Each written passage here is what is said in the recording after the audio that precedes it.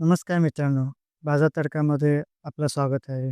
आजच्या व्हिडिओमध्ये आपण क्वार्टर 3 फायनान्शियल सर्व्हिसचे मोठे corporate result, dividend update, legal update आणि सेक्टर वाईज इम्पॅक्ट सगळं एकाच व्हिडिओमध्ये सविस्तरपणे पाहणार आहोत.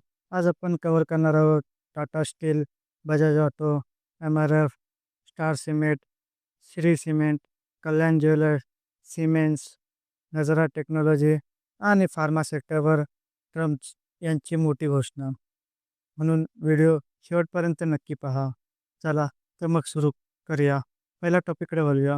तर टाटा स्टीलने क्वार्टर 3 फायनान्शियल सर्व्हिसमध्ये जबरदस्त कामगिरी दाखवली आहे. तर कंपनीचा नेट प्रॉफिट 2,730 कोटी म्हणजेच इयर इयर ग्रोथ 825% ची वाढ दिसत आहे. हाच मागील वर्षी याच तिमाहीत नफा खूप कमी होता. त्यामुळे मोठी जंप दिसते. आणि त्याचबरोबर क्वार्टरली परफॉर्मन्स पाहिला तर क्वार्टर 2 फायनान्शियल सर्व्हिसमध्ये कंपनीचा नेट प्रॉफिट 3,183 कोटी वरून यावर्षी क्वार्टर 3 फायनान्शियल सर्व्हिसमध्ये कंपनीचा प्रॉफिट 2,730 कोटी इतका आला आहे. म्हणजेच इयर इयर बेसिसवर परफॉर्मन्स खूप स्ट्रॉंग आहे. पण क्वार्टर अँड क्वार्टर बेसिसवर नफ्यात थोडी घट दिसत आहे. आता पुढच्या बातमीकडे वळूया. तर बजाज ऑटो. तर बजाज ऑटोने क्वार्टर 3 फायनान्शियल सर्व्हिसमध्ये आत्तापर्यंतचा सर्वात दमदार क्वार्टरली परफॉर्मन्स दाखवला आहे.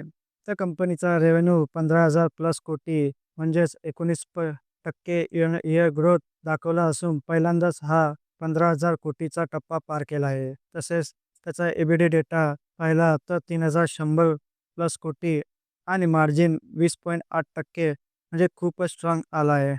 तसेच त्याचा नेट प्रॉफिट म्हणजेच पॅट 2,503 कोटीवर पोहोचला आहे. त्याचबरोबर बजाज ऑटो कंपनीचा बिझनेस सेगमेंट पाहिला तर एक्सपोर्ट ऑल टाईम हायवर आहे आणि क्वार्टरली एक्सपोर्ट 6 लाख युनिटपेक्षाही जास्त आहे. तसेच इंटरनॅशनल डिमांड मजबूत असून बजाजचा एक्सपोर्ट इंजिन फुल स्पीडवर गेला आहे. तसेच बजाज ऑटो EV सेगमेंटमध्ये कंपनीचा डोमेस्टिक रेव्हेन्यू 25% चा वाटा आला आहे. तसे EV ॲडॉप्शन वेगाने वाढत असून बजाजचा EV सेगमेंट आता मिनिंगफुल कंट्रीब्युटर बनतोय. त्याचबरोबर बाईक सेगमेंटमध्ये कंपनीचा 50% इयर इयर ग्रोथ दाखवला आहे. म्हणजे प्रीमियम बाईक्स आणि परफॉर्मन्स सेगमेंटमध्ये बजाजची पकड आणखी मजबूत होत आहे. आता पुढील बातमी.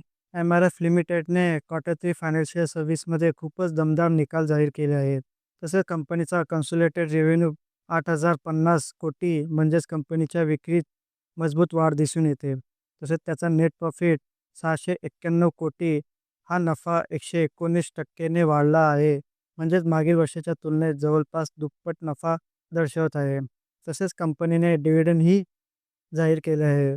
कंपनीने फायनान्शियल सर्व्हिससाठी दुसरा इंटरिम डिव्हिडंड ₹3 प्रति शेअर जाहीर केला आहे. आता पुढील बातमी म्हणजे स्टार सिमेंटने क्वार्टर 3 फायनान्शियल सर्व्हिसमध्ये एक्सेप्शनल निकाल जाहीर केले आहे. तसेच त्याचा कन्सोलिडेटेड रेव्हेन्यू 88,000 लाख म्हणजेच 22.44% इयर इयर ग्रोथ दाखवली आहे. म्हणजे विक्रीत जबरदस्त वाढ आहे आणि नेट प्रॉफिट पाहिला तर 7,492 लाख म्हणजे 723% ची जंप नफ्यात प्रचंड उडी कंपनीने मारला आहे. त्याचबरोबर कंपनीने इंटरिम डिव्हिडंडही जाहीर केला आहे. तसेच हा सेकंड इंटरिम डिव्हिडंड असून ₹1 प्रति शेअर डिक्लेअर केला आहे.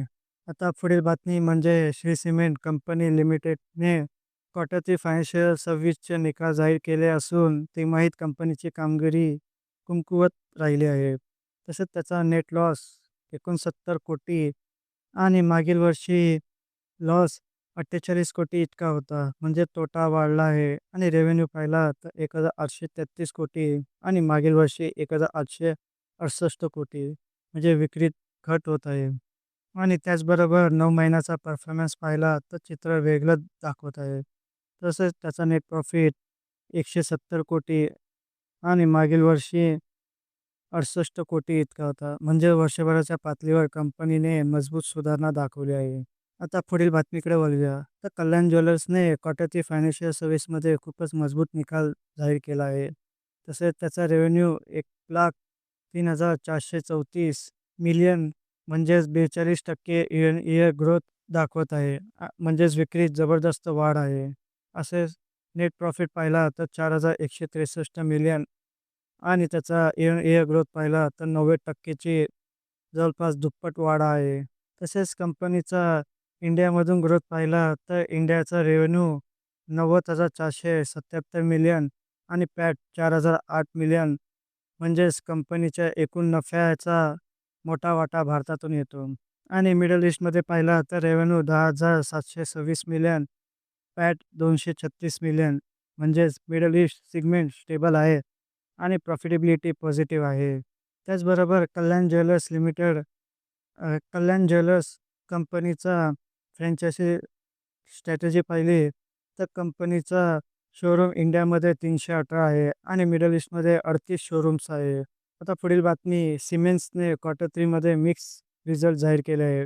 म्हणजे ऑपरेशनल पातळीवर सुधारणा दिसते, पण बॉटम लाईनवर दबाव आहे. तसंच त्याचा परफॉर्मन्स पाहिला तर रेव्हेन्यू 38 बिलियन म्हणजे 6.39% इयर ग्रोथ, विक्री स्थिर वाढ दर्शवत आहे. तसे EBITDA 4.21 बिलियन म्हणजेच 5.25% ची इयर ग्रोथ आणि EBITDA मार्जिन 11.1 तोच मागील वर्षी 11.18% इतका होता. म्हणजे थोडीशी मार्जिन कंपॅरिझन दर्शवत आहे. तसेच कंपनीचा कन्सोलिडेटेड नेट प्रॉफिट 2.80 बिलियन म्हणजे 53% चे इयर डिक्लाइन परफॉर्मन्स दाखवत आहे. तसे अॅनालिस्ट एस्टिमेट 4.4 बिलियन इतका होता, पण ॲक्चुअल प्रॉफिट सुमारे 30% ने कमी आला आहे. आता पुढील बातमी म्हणजे नजारा टेक्नॉलॉजीला जी-एस-टी संदर्भात झटका बसला आहे. तर म्युच्युअल तर असं काय घडलं तर मुंबईने ॲपिलेट अथॉरिटीने कंपनीचा जी-एस-टी अपील रिजेक्ट केला आहे. तसं कंपनीला टॅक्स डिमांड आणि पेनल्टी 2,83,96,324 इतका लागला आहे. तसे एकूण इश्यू फायनान्शियल 17-18 आणि फायनान्शियल 18-19शी संबंधित आहे. कारण एक्सपोर्ट प्रोसीड वेळेत रिसीव्ह न होणे ह्या कारणामुळे कंपनीला झटका लागला आहे. तर पुढील शेवटची बातमी म्हणजे डोनाल्ड ट्रम्प यांनी जाहीर केलं आहे की 16 फार्मास्युटिकल्स कंपन्यांनी ॲग्रीमेंटवर स्वाक्षऱ्या केल्या आहे आणि विशेष म्हणजे जगातील टॉप 17 पैकी 16 मोठ्या फार्मा कंपन्या यांचा सहभाग आहे. तर मित्रांनो, क्वार्टर फायनान्शियल सर्व्हिसमध्ये आपण पाहिलं बजाज ऑटो, स्टार सिमेंट, कल्याण ज्वेलर याने स्टँडआउट परफॉर्मन्स दाखवला आहे. त्याचबरोबर टाटा स्टील याने स्ट्रॉंग इयर इयर रिकव्हरी दाखवली आहे आणि सिमेंस, श्री सिमेंट यांचा मिक्स रिझल्ट. त्याचबरोबर नजारा टेक्नॉलॉजीला इश्यू लीगल बट मॅनेजेबल आहे आणि लास्ट फार्मा सेक्टर याच्यात ट्रम्प अनाउन्समेंट अशा या मार्केटमध्ये सिलेक्टिव्ह. तर मित्रांनो, हा व्हिडिओ तुम्हाला आवडला असेल तर लाईक करा, चॅनलला सबस्क्राईब करा आणि कमेंटमध्ये पुढचा व्हिडिओ कुठल्या स्टॉकवर पाहिजे यावर कमेंट करा. धन्यवाद.